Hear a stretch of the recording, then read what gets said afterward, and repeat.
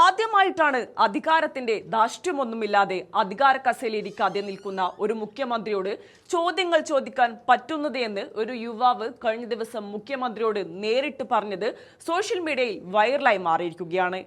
കഴിഞ്ഞ 10 വർഷം പിണറായി വിജയന്റെ കടക്കപ്പുറത്ത് എന്ന ഡയലോഗ് മാത്രം കണ്ടും കേട്ടും അനുഭവിച്ചറിഞ്ഞവർക്ക് വി.ഡി. സതീശൻ ഒരു വിസ്മയം തന്നെയാണ് എന്ന് വീണ്ടും വീണ്ടും തെളിയുകയാണ്. അതിനെ കമ്മിക്കൂട്ടങ്ങൾ എത്ര ട്രോളിട്ട് ഇല്ലാതാക്കാൻ നോക്കിയാലും ഇല്ലാതാവില്ലെന്ന് വ്യക്തമാക്കുന്ന ദൃശ്യങ്ങളാണ് ഒരു പൊതുവേദിയിൽ നിന്ന് ഇപ്പോൾ പുറത്തു വരുന്നത്. ഈ വേദിയിൽ വെച്ച് തദ്ദേശീയരായ സംരംഭകരുമായി മുഖ്യമന്ത്രി വി.ഡി. സതീശൻ നടത്തിയ നേർക്കുനേർ സംവാദം കേരളത്തിന്റെ മാറിയ ഭരണശൈലിയുടെയും വികസന കാഴ്ചപ്പാടുകളുടെയും നേർചിത്രമാണ്. കേവലം പ്രഖ്യാപനങ്ങളിൽ ഒതുങ്ങാതെ ജനങ്ങളുടെയും വ്യാപാരികളുടെയും പ്രശ്നങ്ങൾ നേരിട്ട് കേട്ട് അവയ്ക്ക് പ്രായോഗികമായ പരിഹാരം കണ്ടെത്തുകയാണ് പുതിയ UDF സർക്കാർ. അധികാരത്തിന്റെ ധാർഷ്ട്യമല്ല, മറിച്ച് ജനങ്ങളെ ചേർത്ത് പിടിക്കുന്ന ജനകീയ ശൈലിയാണ് തങ്ങളുടേതെന്ന് ഓരോ വാക്കിലും മുഖ്യമന്ത്രി തെളിയിക്കുന്നു. ആഗോളതലത്തിൽ തൊഴിൽ മേഖലകളിൽ ഉണ്ടാകുന്ന അതിവേഗത്തിലുള്ള മാറ്റങ്ങളെ ഉൾക്കൊള്ളാൻ കേരളത്തെ പ്രാപ്തമാക്കുക എന്നതാണ് സർക്കാരിന്റെ പ്രധാന ലക്ഷ്യം. ഇതിനായി ഉന്നത വിദ്യാഭ്യാസ മേഖലയെയും വ്യവസായ ലോകത്തെയും പരസ്പരം ബന്ധിപ്പിച്ചുകൊണ്ട് ഗ്ലോബൽ ജോബ് വാച്ച് ടവർ എന്ന വിപ്ലവകരമായ ആശയമാണ് മുഖ്യമന്ത്രി മുന്നോട്ട് വെക്കുന്നത്. ആഗോള വിപണിയിലെ പുതിയ തൊഴിൽ പ്രവണതകൾ നിരീക്ഷിച്ച് അതിനനുസരിച്ച് നമ്മുടെ പാഠ്യപദ്ധതി പരിഷ്കരിക്കാനും നമ്മുടെ യുവാക്കളെയും തൊഴിലാളികളെയും പുതിയ സാങ്കേതിക വിദ്യയിൽ റിസ്കിൽ ചെയ്തു കൊടുക്കാനും സർക്കാർ പൂർണ്ണ പിന്തുണയാണ് വാഗ്ദാനം ചെയ്യുന്നത്. നാട്ടിലെ വ്യാപാരികളെയും വ്യവസായികളെയും ശത്രുക്കളായല്ല, മറിച്ച് നാടിന്റെ യഥാർത്ഥ മിത്രങ്ങളായും ജെന്യുയിൻ ടാക്സ് പേയേഴ്സായും കാണുന്ന ഒരു വലിയ മാറ്റത്തിനാണ് കേരളം ഇപ്പോൾ സാക്ഷ്യം വഹിക്കുന്നത്.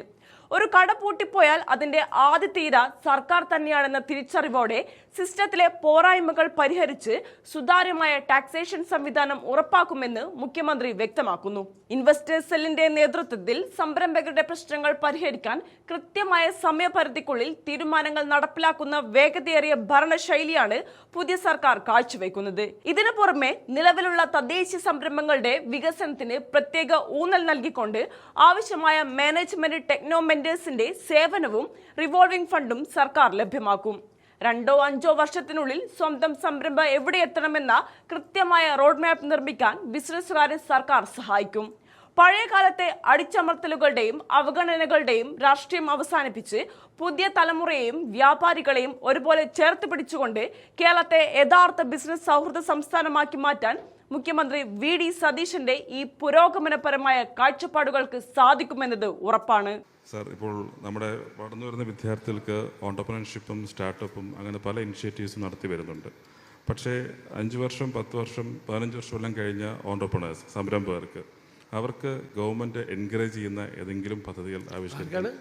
5 വർഷവും 10 വർഷവും കഴിഞ്ഞു നിൽക്കുന്ന സംരംഭകരുണ്ടാവും, ഓണ്ടർപ്രണേഴ്സോ വ്യവസായികളോ അവർക്കെല്ലാം ഗവൺമെൻറ് ഭാഗത്ത് നിന്ന് എൻകറേജ് ചെയ്യാൻ പറ്റുന്ന രീതിയിൽ ഫാസ്റ്റ് ട്രാക്ക് അടിസ്ഥാനത്തിലുള്ള പ്രവർത്തനങ്ങൾ എന്തെങ്കിലും സാധിക്കുമോ? അതുപോലെ തന്നെ നമ്മളിപ്പം സാർ ജോബ് വാച്ച് ടവർ എന്നൊരു കോൺസെപ്റ്റ് സാർ കൊണ്ടുവന്നിട്ടുണ്ട്. അപ്പോൾ അതുപോലെ തന്നെ ഓൾറെഡി എസ്റ്റാബ്ലിഷ് ആയിക്കൊണ്ടിരിക്കുന്ന സ്ഥാപനങ്ങളിൽ തന്നെ ഗവൺമെൻറ് ഭാഗത്ത് നിന്ന് നിങ്ങൾക്ക് അടുത്തുള്ള എക്സ്പാൻഷൻ എന്താണ്, നിങ്ങൾക്ക് എത്ര പേർക്ക് തൊഴിൽ കൊടുക്കാൻ സാധിക്കും എന്നൊരു തോട്ട് വരികയാണെങ്കിൽ സാർ, ആയിരക്കണക്കിന് സ്ഥാപനങ്ങൾ കേരളത്തിലുണ്ട്. അപ്പോൾ 100 പേർക്ക് ഒരാൾ ജോലി കൊടുത്താൽ തന്നെ 250 സ്ഥാപനം 25,000 പേർക്ക് നമുക്ക് ഒരു വർഷം തന്നെ കൊടുക്കാൻ സാധിക്കും. അങ്ങനെയാണ് 3-4 വർഷം കൊണ്ട് 1,00,000 പേർക്ക് തൊഴിലെത്തിക്കാൻ സാധിക്കും. അപ്പോൾ ഗവൺമെൻറ് ഉദ്യോഗസ്ഥർ ഇപ്പോൾ സ്ഥാപനത്തിൽ വരുന്നത് പരിശോധിക്കാനാണ് വരുന്നത്. അതേപോലെ തന്നെ ഒരു ഇൻവെസ്റ്റർ ഫ്രണ്ട്ലി മോഡലിൽ വന്നിട്ട് നിങ്ങളുടെ അടുത്ത എക്സ്പാൻഷൻ എന്താണ്, അത് മാത്രം കേൾക്കുമ്പോൾ തന്നെ സാർ നമുക്ക് എന്തെങ്കിലുമൊക്കെ ചെയ്യാൻ തോന്നും. നിങ്ങളുടെ അടുത്ത് എന്തെങ്കിലും പുതിയ പുരോഗതി ഉണ്ടോ എന്നൊരു അവസ്ഥയിൽ. രണ്ടാമത്തെ സാർ ഒരു കാര്യം കൂടിയാണ്, നമുക്ക് കഴിഞ്ഞ വർഷങ്ങളെല്ലാം ലോക കേരള സഭയുടെ ഉണ്ടായിരുന്നു, ലോക കേരള സഭ. പക്ഷേ ആ സമയത്ത് സ്വദേശി സംരംഭകരായിട്ടുള്ള നമുക്കെല്ലാം അങ്ങോട്ട് എൻട്രി പോലുമില്ല. നമ്മളിവിടെ ചെയ്യുന്ന വ്യവസായികളും സംരംഭകരുമെല്ലാം നമ്മുടെ നാടിനെ ഈ പറയുന്ന പ്രശ്നങ്ങളെല്ലാം അഭിമുഖീകരിച്ച് മുന്നോട്ട് പോകുമ്പോൾ ഒരു ദിവസം കൊണ്ട് കേരളത്തെ മാറ്റാമെന്ന് പറഞ്ഞ് ഒരു VIP പാസുമായിട്ട് വരുന്നവരെ കാണുമ്പോൾ നമുക്ക് വിഷമവും നിരാശയാണ് സാർ ഉള്ളത്. അപ്പോൾ ഇവിടുത്തെ സംരംഭകരെ കാണാൻ എന്തെങ്കിലും ഒരു കാര്യങ്ങൾ ചെയ്യാൻ സാധിക്കുന്നു സാർ. ആദ്യമായിട്ടാണ് മുഖ്യമന്ത്രിമാരോട് സംസാരിക്കാൻ അവസരം കിട്ടിയിട്ടുണ്ടെങ്കിലും എഴുന്നേറ്റിരിക്കുന്ന മുഖ്യമന്ത്രിയോട് ആദ്യമായിട്ടാണ് സംസാരിച്ചത്. Thank you sir. Faisal Khan ചൂണ്ടിക്കാണിച്ച ആദ്യം പറഞ്ഞത് ഗ്ലോബൽ ജോബ് വാച്ച് ടവർ എന്നുള്ളൊരു കൺസെപ്റ്റാണ്. ഞങ്ങൾ കൊണ്ടുവന്നതാണ്. ഞാൻ ഈ തെരഞ്ഞെടുപ്പിന് മുമ്പേ പറഞ്ഞതാണ്. നമ്മൾ നോക്കുമ്പോൾ നമ്മൾ ലോകത്തുണ്ടായ മാറ്റങ്ങൾ അറിയണം. തൊഴിലിൻ്റെ സ്വഭാവം ഭയങ്കര വേഗത്തിൽ മാറുകയാണ്. പണ്ട് കമ്പ്യൂട്ടർ വന്നപ്പോഴാണ് ആ മാറ്റം ഉണ്ടായത്. ഇപ്പോൾ ഒരു 3 വർഷം 4 വർഷം നിൽക്കുന്നില്ല ഒരു ജോലി ഇല്ലാതാവുകയാണ്. ഒരു ജോലി ഇല്ലാതാവുമ്പോൾ വേറൊരു സ്ഥലത്ത് വേറൊരു ജോലി ഓപ്പൺ ആവുന്നുണ്ട്. അപ്പം ഇത് നമ്മൾ നോക്കണം. അതിനാണ് ഈ എക്സ്പേർട്സുകളെ വെച്ചുകൊണ്ട് വിവിധ സെക്ടറിൽ ഗ്ലോബൽ ജോബ് വാച്ച് ടവർ എന്നുള്ളൊരു കൺസെപ്റ്റ് നമ്മളിപ്പോൾ ഡിക്ലെയർ ചെയ്ത്. അത് ചെയ്തു കഴിഞ്ഞാൽ എല്ലാ സെക്ടറിലും രാജ്യത്തിനകത്തും പുറത്തുമുള്ള മലയാളികളും അല്ലാത്തവരുമായ എക്സ്പേർട്ടുകളെ വെച്ചുകൊണ്ട് വളരെ ഇതായിട്ട് ചെയ്യാം. അവരിത് വാച്ച് ചെയ്തിട്ട് റിപ്പോർട്ട് ചെയ്യും, നമുക്ക് റിപ്പോർട്ട് ചെയ്യും. അത് ഞാൻ ഹയർ എഡ്യൂക്കേഷന് വേണ്ടിയിട്ടാണ് അത് ഏറ്റവും പ്രത്യേകമായിട്ട് ശ്രദ്ധിച്ചത്. അവരത് റിപ്പോർട്ട് ചെയ്യുന്നതിനനുസരിച്ച് കറസ്പോണ്ടിങ് ആയിട്ടുള്ള റീസ്ട്രക്ചർ വേണം കരിക്കുലത്തിൽ. അതനുസരിച്ചുള്ള കോഴ്സുകൾ ഉണ്ടാവണം. പിന്നെ സംരംഭകർ നേരിടുന്നൊരു വെല്ലുവിളിയുണ്ട്. നേരത്തെ പറഞ്ഞതുപോലെ അവർക്ക് സ്കിൽഡ് ആയിട്ടുള്ള വർക്കേഴ്സ് ഉണ്ടാവും, ഇല്ലേ? ഇതില്ലാതാവും. അവരെ റീസ്കിൽ ചെയ്യാൻ സപ്പോർട്ട് ചെയ്യണം. നമുക്ക് സംരംഭകരെ സപ്പോർട്ട് ചെയ്യണം. ഇപ്പോൾ നിലവിലുള്ള സംരംഭകരോടുള്ള നമ്മുടെ ആറ്റിറ്റ്യൂഡ് എന്ന് പറയുന്നത് അവരുമായി നിരന്തരമായി നമ്മൾ ബന്ധപ്പെട്ടുകൊണ്ടിരിക്കും. പിന്നെ കച്ചവടക്കാർ, ബിസിനസ്സുകാർ, ട്രേഡ് നടത്തുന്ന ആളുകൾ, ഇവരൊന്നും സർക്കാരിൻ്റെ ശത്രുക്കളല്ല, സർക്കാരിൻ്റെ മിത്രങ്ങളാണ്. എന്ന് വെച്ചാൽ ഞാൻ അവരെ കാണുന്നത് ജെനുവിൻ ടാക്സ് പേയേഴ്സായിട്ടാണ്, യഥാർത്ഥ നികുതിദായകരായിട്ടാണ് അവരെ കാണുന്നത്. അതിലൊരാൾ അവരുടെ ഒരു കട ഷട്ടറിട്ടാൽ, ഞാൻ ഇന്നും ഉദ്യോഗസ്ഥന്മാരുടെ മീറ്റിംഗ് പറഞ്ഞു, അതിൻ്റെ ആദ്യത്തെ വിക്ടിം ഗവൺമെൻറ്റാണ്. ഇപ്പോൾ കേരളത്തിൽ നിന്നിപ്പോൾ ഞാനൊരു ഉദാഹരണം പറയാം. ഇപ്പോൾ ടൈൽസിൻ്റെ കട നടത്തുന്നു കുറേ ആളുകൾ ചെയ്യുന്നു. ഞാനൊരു 5000 സ്ക്വയർ ഫീറ്റ് വീട് വയ്ക്കുന്നു.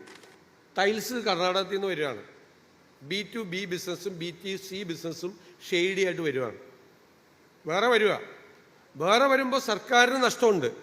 സർക്കാരിൻ്റെ നഷ്ടത്തേക്കാൾ ഗൗരവമുള്ളൊരു കാര്യം ഒരു ജെനുവിൻ ടാക്സ് പെയറിൻ്റെ കട പൂട്ടിപ്പോവാണ്, ഇല്ലേ? അയാൾ ഈ വാടക കൊടുത്ത്, എലക്ട്രിസിറ്റി ചാർജ് കൊടുത്ത്, വാട്ടർ ചാർജ് കൊടുത്ത് ജോലിക്കാരെ വെച്ചിട്ട് പോകുന്ന ഒരാൾ ഇല്ലാതാവുകയാണ്. അപ്പോൾ അവരെ ശത്രുക്കളായിട്ടല്ല മിത്രങ്ങളായിട്ടാണ് കാണണം. എന്തെങ്കിലും സിസ്റ്റത്തിന് ലൂപ്പ് ഉണ്ടെങ്കിൽ അത് ഗവൺമെൻറ്റിൻ്റെ ആണ് ശ്രദ്ധിക്കേണ്ടത്. ഗവൺമെൻറ്റാണ് സിസ്റ്റം, ടാക്സേഷൻ സിസ്റ്റവും മറ്റും പെർഫെക്റ്റ് ആകേണ്ടത്. അതുകൊണ്ട് ഒരു സംരംഭകനെയും ശത്രുവായി കാണില്ല. നാട്ടിലുള്ള സംരംഭകരെ കൂടുതൽ അവരുമായിട്ട് നിരന്തരമായി ഇൻട്രാക്ഷൻ ഉണ്ടാവും. അവരുടെ പ്രശ്നങ്ങൾ ഏത് സമയത്തും ഗവൺമെൻറ്റിൻ്റെ മുൻപാകെ വന്ന് അവതരിപ്പിക്കാനും, ഒരു മീറ്റിംഗ് നടത്തി കഴിഞ്ഞാൽ ആ മീറ്റിങ്ങിൽ എടുക്കുന്ന തീരുമാനങ്ങൾ എത്ര ദിവസം കൊണ്ട് അത് തിരിച്ച് നടപ്പാക്കി തരുമെന്ന് ആ മീറ്റിംഗ് തന്നെ റിപ്ലൈ ഉണ്ടാവും. ആ മീറ്റിംഗ് തന്നെ ആ ഇൻവെസ്റ്റേഴ്സ് സെല്ലും നിലവിലുള്ള ഇൻവെസ്റ്റേഴ്സിന് അവരുടെ എക്സ്പാൻഷൻ പ്രോജക്റ്റ് വേണം. പണ്ട് ഞാനൊരാൾ ഒരു ചെറുപ്പക്കാരനായിട്ട് ഇൻ്റർവ്യൂ നടത്തി കഴിഞ്ഞപ്പോൾ അദ്ദേഹം എന്നോട് പറഞ്ഞു, നമ്മുടെ ബാംഗ്ലൂർ എയർപോർട്ടിലെ MD ആണ്, എന്നോട് പറഞ്ഞു എല്ലാ കാര്യങ്ങളും നല്ല സ്മൂത്തായി പോകുന്നു എന്ന് വിചാരിച്ച ഒരു ബിസിനസ്സിൽ അപ്പോഴാണ് അതിൻ്റെ എക്സ്പാൻഷനെ കുറിച്ച് ആലോചിക്കേണ്ട സമയം. അവയെല്ലാം നന്നായി പോകുന്നു എന്ന് വിചാരിച്ച് കിടന്നുറങ്ങരുത്. അപ്പോഴാണ് ഏറ്റവും കൂടുതൽ ഇൻ്റർവെൻഷൻ, അടുത്ത പ്രോജക്റ്റിനെ കുറിച്ച്, അടുത്ത അപ്ഗ്രേഡ് ചെയ്യണതിനെ കുറിച്ച് ആലോചിക്കേണ്ടത്. അപ്പോൾ നമ്മുടെ നാട്ടിലെ സംരംഭകരും 2 കൊല്ലം കഴിഞ്ഞാൽ എന്താകണം അവരുടെ സംരംഭം, 5 കൊല്ലം കഴിഞ്ഞാൽ എന്താകണം അവരുടെ സംരംഭം എന്നുള്ള പ്ലാൻ വേണം. അതിനുള്ള എല്ലാ സപ്പോർട്ടും we are going to provide management mentors, techno mentors and revolving fund to the entrepreneurs. അതാണ് ഞങ്ങൾ പ്ലാൻ ചെയ്യുന്നത്.